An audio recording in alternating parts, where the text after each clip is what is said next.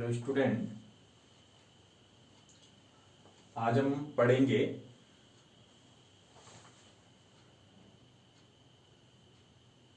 Integrated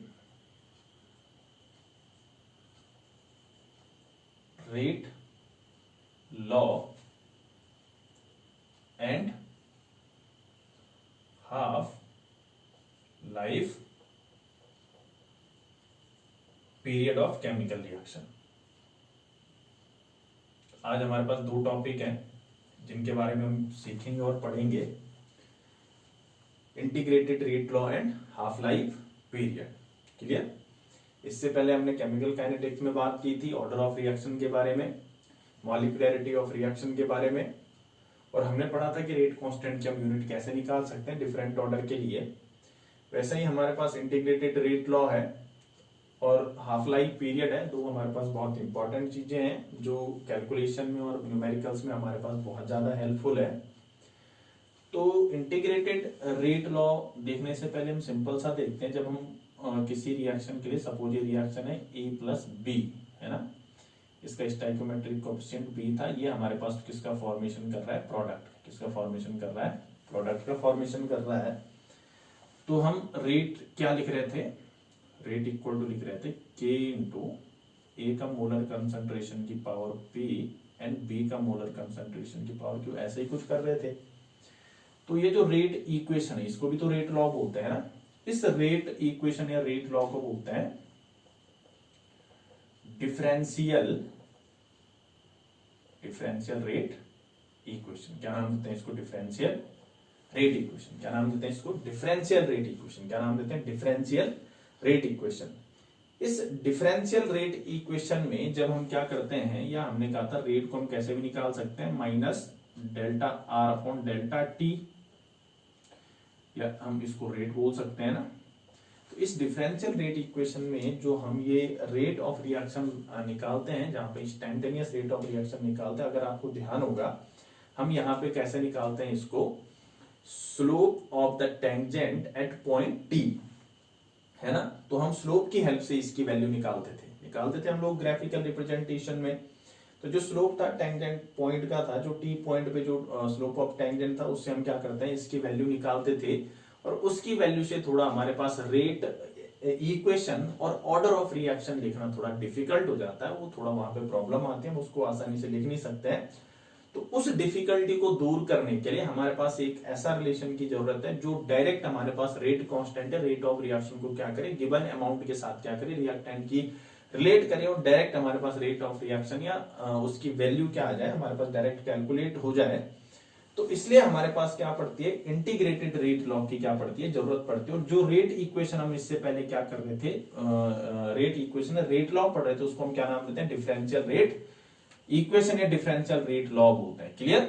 तो integrated जो rate law बोलते हैं इंटीग्रेटेड रेट लॉ उसको इसीलिए बोलते हैं क्योंकि हम उसको क्या करते हैं, इंटीग्रेशन का यूज करके हम उस रेट इक्वेशन को हम क्या करते हैं, ड्राइव करते हैं। इसलिए उसको क्या नाम दिया जाता है? Integrated rate law. मैंने कहा ये हेल्पफुल होता है, आसानी से हम इसके लिए ऑर्डर ऑफ रिएक्शन या फिर रेट ऑफ रिएक्शन और रेट लॉ हम आसानी से कैलकुलेट कर सकते हैं किसी भी रिएक्शन के लिए। सपोज हमारे पास कोई रिएक्शन है, पहले हम इंटीग्रेटेड रेट लॉ जो होता है वो डिफरेंट ऑर्डर के लिए कैसा होता है? डिफरेंट होता है। डिफरेंट ऑर्डर के लिए इंटीग्रेटेड रेट लॉ कैसा होता है? डिफरेंट होता है। तो सबसे पहले हम किसके लिए बात करते हैं? जीरो ऑर्डर रिएक्शन के लिए। किसके लिए बात करते हैं? जीरो ऑर्डर रिएक्शन के लिए हम बात करेंगे इंटीग्रेटेड रेट लॉ की बात कर रहा हूं। अभी मैंने हाफ लाइफ पीरियड की बात नहीं की, मैं खाली इंटीग्रेटेड रेट लॉ की बात कर रहा हूं। क्लियर? तो जीरो ऑर्डर रिएक्शन में होता क्या है? सपोज हमारे पास एक कोई रिएक्टेंट है जो किसमें कन्वर्ट हो रहा है? प्रोडक्ट में। रिएक्टेंट कोई है जो प्रोडक्ट में कन्वर्ट हो रहा है। ये कोई हाइपोथेटिकल रिएक्शन है। अगर मैं इसके लिए रेट लिखता हूं तो रेट इक्वल टू क्या था हमारे पास? सिंपल सा minus dr upon dt equal to k into r की power zero. Zero order reaction के लिए ऐसा ही होता है, वो रिएक्टेंट के मोलर कंसंट्रेशन पे डिपेंड करता ही नहीं है। तो यहां पे इक्वेशन क्या हो जाएगी? Delta R upon D T equal to K, और यहां पे जो है ये आर नॉट की वैल्यू कितनी हो गई? 1 हो गई। आर नॉट की वैल्यू कितनी हो गई? 1 हो गई। क्लियर? आर नॉट की वैल्यू कितनी हो गई? 1 हमारे पास हो गई। क्लियर? अब मैंने देखा यहाँ पे आर नॉट की वैल्यू 1 है तो ये 1 आ गया। अब इस dt को मैं ऊपर लेके जाता हूं, ये आ गया minus dr equal to k into dt। ऐसे हमने इसको रिप्रेजेंट, इसको हमने रीअरेंज कर दिया। अब मैं ये dr को इधर लेके जाता हूँ, k इंटू dt इधर लेके आता हूँ। अब मैं इसको dr उधर जाएगा तो प्लस हो जाएगा, k dt क्या हो जाएगा माइनस, पर मैं dr पहले ही लिखता हूँ तो ये हो गया हमारे पास dr और माइनस साइन का ट्रांसफर हो गया k माइनस dt। इसको सपोज मैं इक्वेशन नंबर 1 भी लिख सकता हूँ। क्या लिख सकते हैं equation number 1? Now integrating both sides in equation first। Equation first में क्या कर दो, हमने इंटीग्रेशन किया दोनों साइड, तो इंटीग्रेशन कैसे करेंगे, integration dr equal to minus K, constant का कोई इंटीग्रेशन नहीं होता, dt। अब इंटीग्रेशन या तो तुम लिमिट लगा के करो या तो कांस्टेंट लगा के करो, लिमिट भी लगा सकते हैं, पर हम कैसे करते हैं, हम कांस्टेंट का यूज करके करते हैं, जिसको हम क्या नाम देते हैं, डेफिनेट इंटीग्रेशन बोलते हैं। तो हमने यहाँ पे इसका इंटीग्रेशन तो d हटता है, यहाँ से क्या हट जाता है इंटीग्रेशन करने पे, dx, integration dx equal to क्या हो जाता है x। तो इंटीग्रेशन का यूज है, हमारे पास d हट गया, ये माइनस के अपनी जगह था, यहाँ से भी क्या हट गया इंटू के इंटू टी, पर यहाँ पे हमारे पास एक क्या हो गया कांस्टेंट लग गया। और ये जो i है इसको हमने नाम दिया इक्वेशन नंबर 2, और ये i जो है इसको हम क्या नाम देते हैं, कांस्टेंट ऑफ इंटीग्रेशन। क्या नाम दिया इसने, इसको हमने कांस्टेंट ऑफ इंटीग्रेशन, क्या नाम दिया इसको, कांस्टेंट ऑफ इंटीग्रेशन। क्लियर? अब ये जो कांस्टेंट ऑफ इंटीग्रेशन है, ये जो हमारे पास क्या है, कांस्टेंट ऑफ इंटीग्रेशन है। Constant of integration can be calculated by the value of I can be calculated by initial concentration of reactant. तो इनिशियल कंसंट्रेशन का मतलब होता है आर नॉट। अब जब initial concentration, that means reaction start ही नहीं हुई, रिएक्टेंट का जो इनिशियल कंसंट्रेशन होता है, तो रिएक्टेंट जब रिएक्शन स्टार्ट ही नहीं हो तो पूरा का पूरा कंसंट्रेशन वैसा ही है। तो इनिशियल कंसंट्रेशन में जो आर है, दैट मींस जो बचा हुआ रिएक्टेंट का मोलर कंसंट्रेशन है, वो किसके बराबर हो जाएगा, आर नॉट के बराबर। इसको आर नॉट को इनिशियल कंसंट्रेशन बोलते हैं और आर को क्या बोलते हैं, concentration at any time T. और टी क्या हो जाएगा, जब रिएक्शन स्टार्ट ही नहीं हुई है ना, इनिशियल कंसंट्रेशन प्रोडक्ट अभी पूरा है, कंसंट्रेशन रिएक्टेंट का कंसंट्रेशन प्रोडक्ट में कन्वर्ट हुआ ही नहीं, तो टाइम कितना लगा, 0। तो इस आर की और टी की वैल्यू में इक्वेशन नंबर 2 में पुटअप करता हूं। कहां मैंने पुटअप की, सेकंड इक्वेशन में मैं इसकी वैल्यू रखता हूं। तो आर की जगह क्या जाएगा, R naught equal to minus K into 0 plus I. तो इसको सॉल्व करूंगा तो ये मेरे पास क्या जा रहा है, आई इक्वल टू क्या जाएगा, या मैं लिख सकता हूं यहाँ पे आर नॉट इक्वल टू क्या जा रहा है, आई। तो आई किसके बराबर होता है, आर नॉट के बराबर।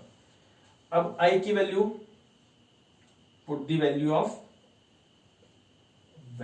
Of I in equation second.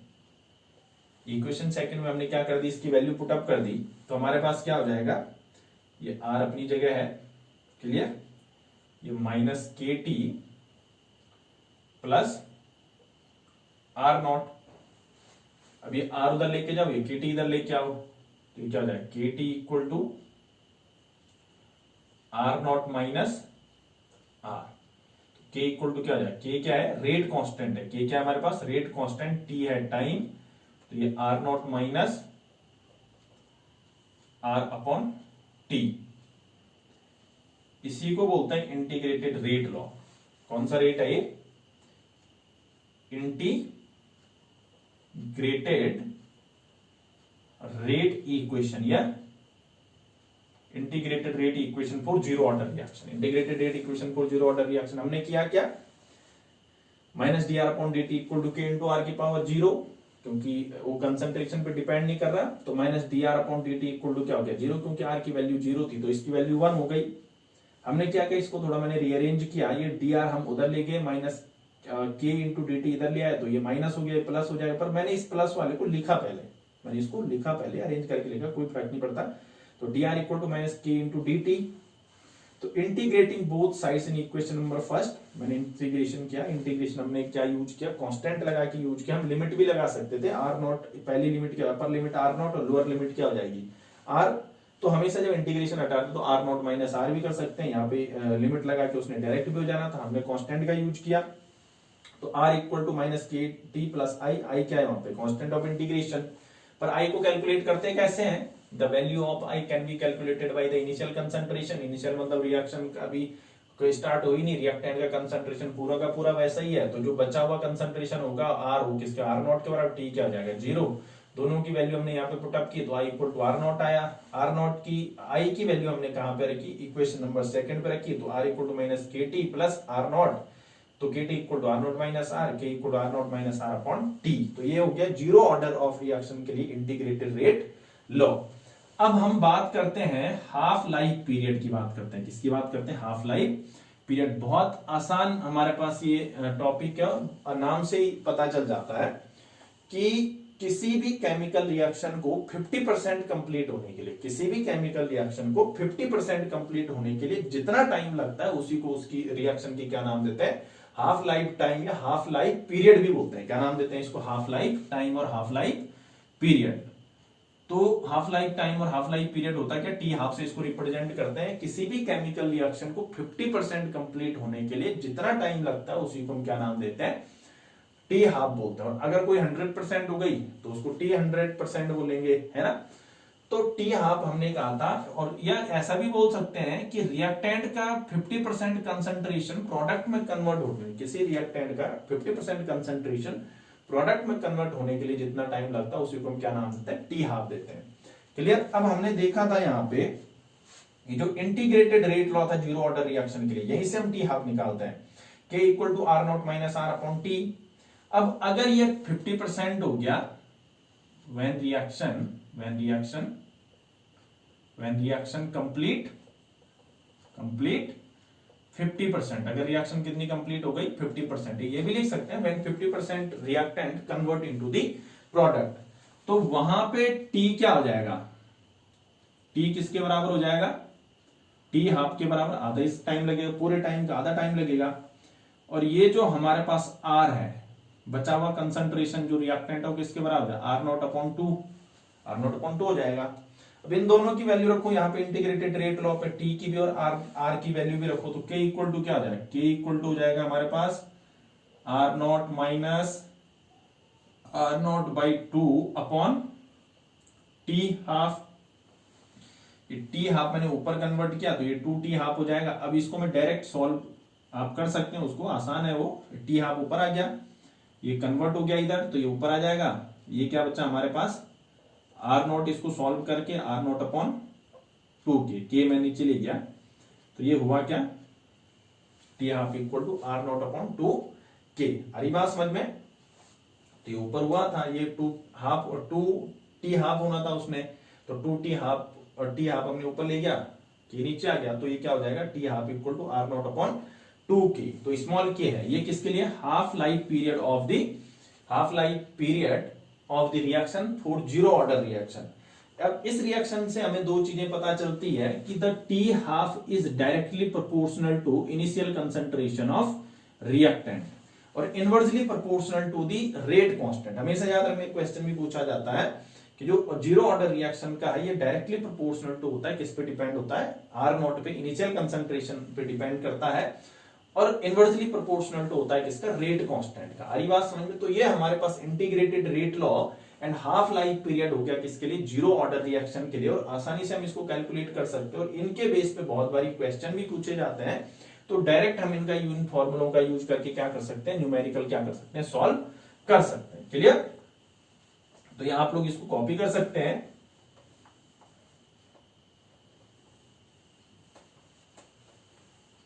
और इसके बाद जो हम बात करेंगे वो हम बात करेंगे किसके लिए, integrated rate law for first order reaction. किसके लिए बात करेंगे, integrated rate law for first order reaction. आसान है इसके लिए भी। Clear. First order reaction same, मैंने हाइपोथेटिकल रिएक्शन लिए, कोई रिएक्टेंट है, या रिएक्टेंट किस में कन्वर्ट हुआ, प्रोडक्ट में। तो रेट लॉ कैसे लिखेंगे, ऐसे ही तो लिखेंगे minus D R upon D T, ये रेट है तो ये क्या हो जाएगा K into molar concentration of R. अब आर की पावर 1 है, अब 0 नहीं है ना। अब हमने किया क्या, ये डी टी में ऊपर लेके गया, आर नीचे लेके आया। हमने क्या डी टी ऊपर लेके गया, आर नीचे लेके आया, तो ये क्या हो जाएगा हमारे पास के इंटू डी टी। अभी के इंटू डी टी इधर ले आओ, या डी आर अपॉन आर उधर लेके जाओ, या सीधा मैं डायरेक्ट बोलता हूं ये माइनस इधर लेके जाओ, है ना।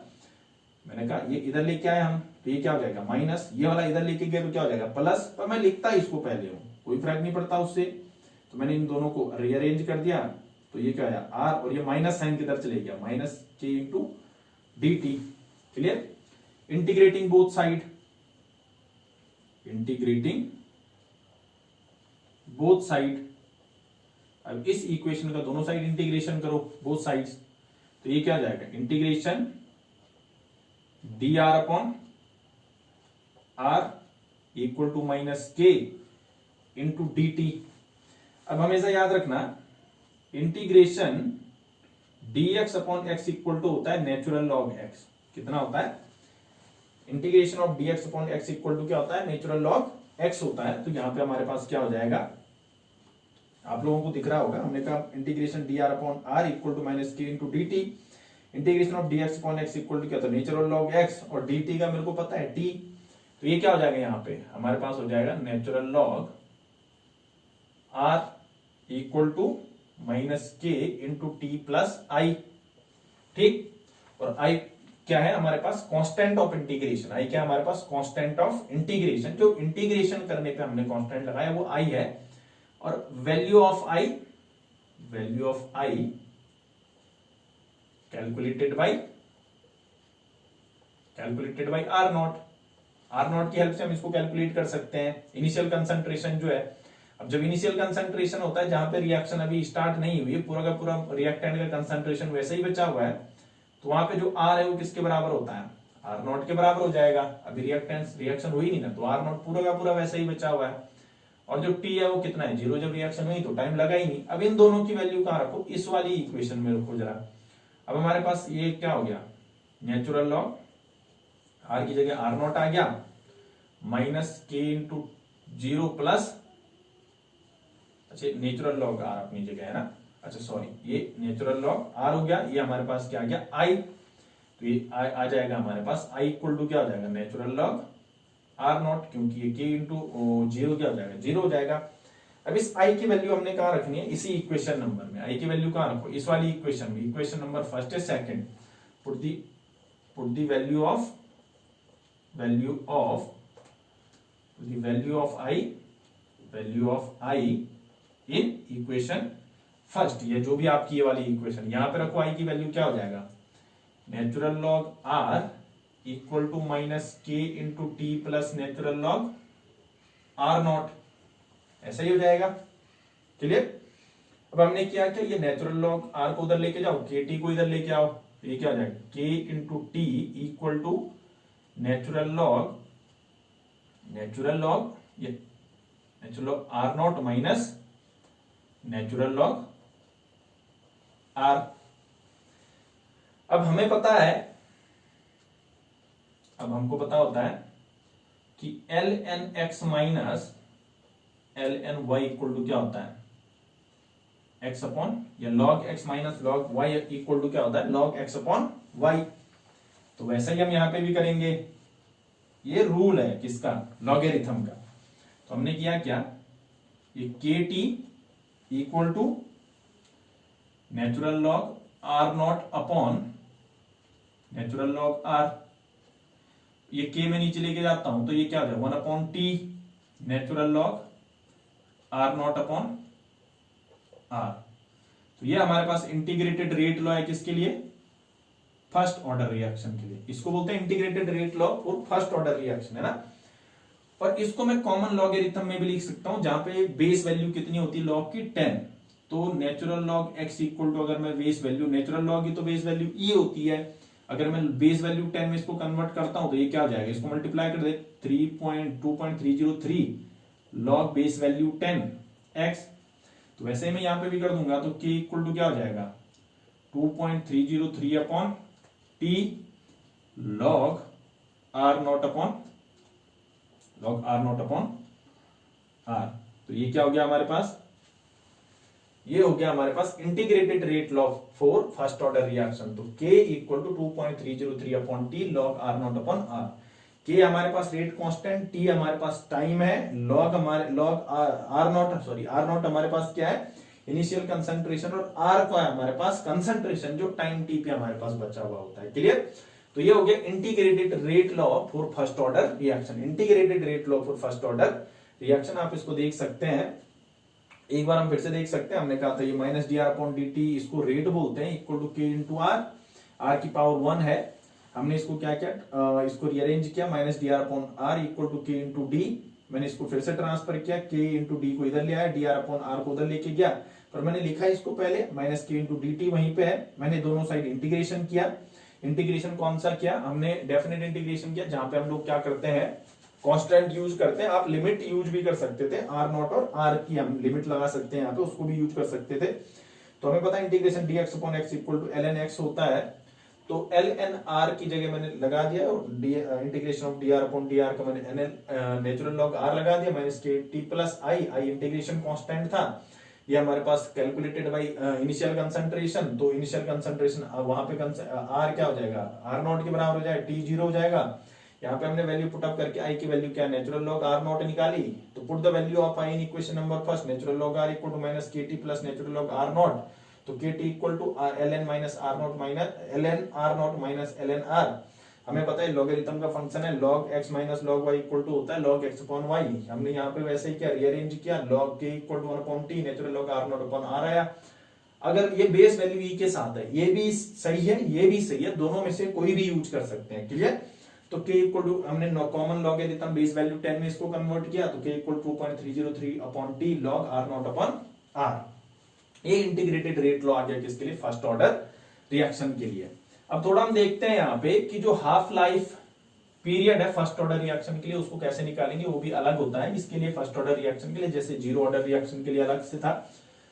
तो अभी लास्ट हमारे पास कौन सा आया था, ये वाला है ना, ये हमारे पास इंटीग्रेटेड रेट लॉ आया था, यहीं से निकालेंगे। तो अगर ये फर्स्ट ऑर्डर रिएक्शन अगर 50% कंप्लीट हो जाती, दैट मींस रिएक्टेंट 50% किस में कन्वर्ट हो गया, प्रोडक्ट में कन्वर्ट हो गया। तो जो बचा हुआ प्रोडक्ट, जो बचा हुआ कंसंट्रेशन होगा रिएक्टेंट का, इनिशियल कंसंट्रेशन का आधा होगा, तो initial concentration r not upon 2, और जो टाइम लगेगा उसमें कितना लगा होगा, जो टाइम होगा टी हाफ। तो इन दोनों की वैल्यू वहां पे पुट अप करो, ये के इक्वल टू क्या हो जाएगा 2.303 अपॉन टी हाफ। यहीं पे इंटीग्रेटेड रेट लॉ से निकलते हैं T half, half life period निकलता है वहां से। दैट मीन्स रिएक्टेंट के कंसंट्रेशन को 50% कंप्लीट होने में जितना टाइम लगता है। लॉग है हमारे पास, आर नॉट अपनी जगह है, और ये आएगा आर की वैल्यू मैंने पुट अप की, r not upon 2, r not से आर नॉट कैंसिल, 2 ऊपर चले गया, तो क्या हो जाएगा 2.303 upon T half equal to log 2। और हमें पता होता है log 2 की वैल्यू कितनी होती है, 0.3010। क्लियर? तो अभी इसकी वैल्यू रखो, 2.303 इंटू 0.3010 अपॉन टी हाफ। ये टी हाफ ऊपर चले गया, ये के नीचे ले आओगे, इसको मल्टीप्लाई करो, ये नीचे के नीचे आया, टी हाफ ऊपर चले गया, इन दोनों का मल्टीप्लाई करो, ये आएगा 0.693, आप कैलकुलेट कर सकते हैं आप अपने पास, अपॉन के। क्लियर? तो ये कितना है हमारे पास, T half for first order reaction कितना है, T half equal to 0.693 upon K, T half equal to 0.693 upon K है, 693 अपॉन के। और ध्यान से देखना यहाँ पे इनिशियल कंसंट्रेशन या कंसंट्रेशन टर्म्स कहीं है ही नहीं, तो that means T half is independent on the initial concentration of reactant, वो रिएक्टेंट के इनिशियल कंसंट्रेशन पर डिपेंड नहीं करता। T half of first order reaction question पूछा जाता है बहुत बारी, अगर वो टी हाफ क्या करता है, इनिशियल कंसंट्रेशन पे डिपेंड करता है, तो कौन से ऑर्डर की रिएक्शन है, तो सिंपल सी थी जीरो ऑर्डर की रिएक्शन, क्योंकि t half equal to are not upon 2 के, आर नॉट किस में आ रहा था, जीरो ऑर्डर रिएक्शन की। अब यहाँ पे क्या आता है, यहाँ पे इंडिपेंडेंट है, वो इनिशियल कंसंट्रेशन डिपेंड करता ही नहीं है। तो ये हमारे पास कौन हो गया, integrated rate law and half life period of the first order and zero order reaction. इसके लिए इन इक्वेशन के लिए आप ग्राफ भी निकाल सकते हैं, इनको रीअरेंज करके आप लीनियर इक्वेशन के फॉर्म में भी लिख सकते हैं, जिससे आप क्या कर सकते हैं, ग्राफ भी प्लॉट कर सकते हैं, बहुत आसान होते हैं। तो आप लोग इसको अच्छे से पढ़ सकते हैं ना, और उम्मीद है आप लोगों को ये अच्छे से समझ में आया होगा। और इसके बाद जो नेक्स्ट टॉपिक है वो हम नेक्स्ट लेक्चर में पढ़ेंगे। तो आज के लिए काफी है, धन्यवाद।